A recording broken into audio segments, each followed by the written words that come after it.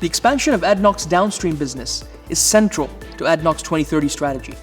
Core to expanding our overall downstream business is producing greater volumes of high-value products efficiently. As part of this strategy, ADNOC and OCI have recently announced forming a new joint venture, creating a global nitrogen fertilizer leader. Today we speak with Nassef Sawiris, CEO of OCI and the new joint venture. I am Mash'al Kindi, and this is ADNOC Insights.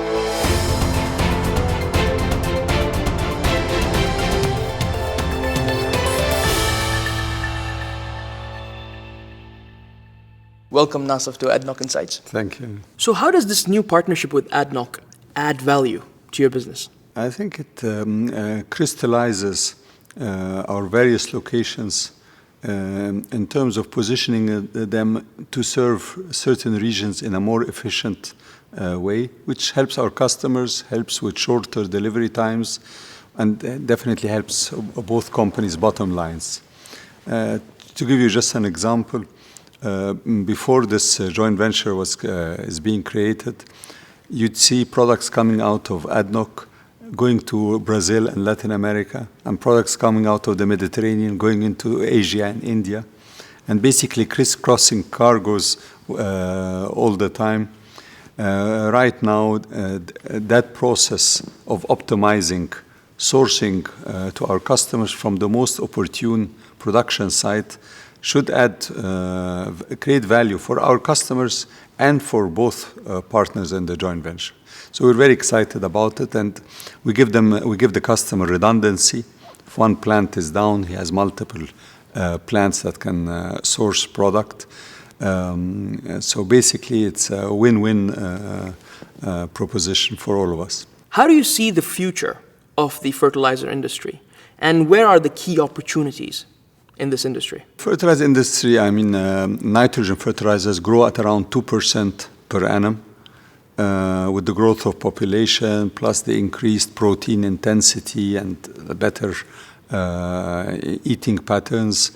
So fertilizer is a key ingredient to the farm economy. It's the most single largest value item in the food chain. So we think it will play quite an important role. The ag industry has been having some tough times in recent years. It's improving this year, and the fertilizer industry suffered from overcapacity, so the consolidation comes at a good time. So we're cautiously optimistic that we should have a brighter few years coming.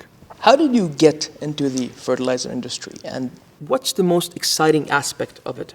It started as an idea of how to monetize natural gas. Our region has significant natural gas resources, and one of the obvious choices for monetizing natural gas is petchems, and we got involved in fertilizers, and this was about 12, 14 years ago when we first started planning our first projects, and we found it to be intriguing and rewarding.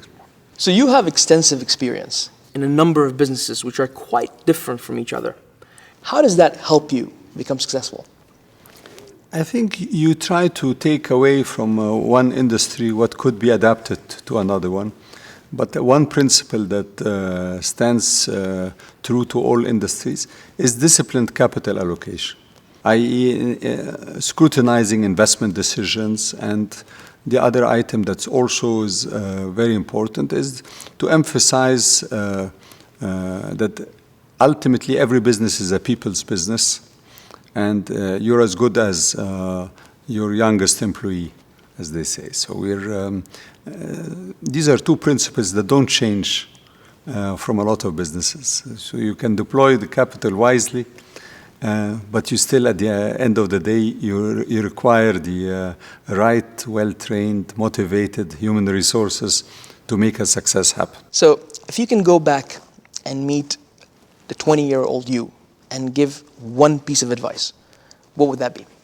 I'd still go to the University of Chicago and study economics. So what are the most attractive opportunities that you see in the industry moving forward? The closer you get to the ultimate customer, the more feedback you get, the more timely your product arrives, and the better positioned you are. So I think downstream in terms of distribution is key, is a key opportunity. What are the key challenges that you encounter? Sometimes we encounter overcapacity in the industry, which puts a strain on pricing and hence on cash flows, and that has to do sometimes also with cyclicality of the ag sector, but a lot of times with overexpansion. So we have to be mindful to right-size our growth ambition, not to create too much capacity that comes back to hurt our existing platform. So what makes Abu Dhabi so attractive? Everything. No, so I consider Abu Dhabi a home. Have been here. I've been involved here in Abu Dhabi in multiple industries for years. The operating stability, the stability of laws makes it a very attractive place. The legal system, welcoming and engaged human resources. So I think it's a perfect place to establish our headquarters. Thank you very much for joining us today. Thank you very much. Thank you.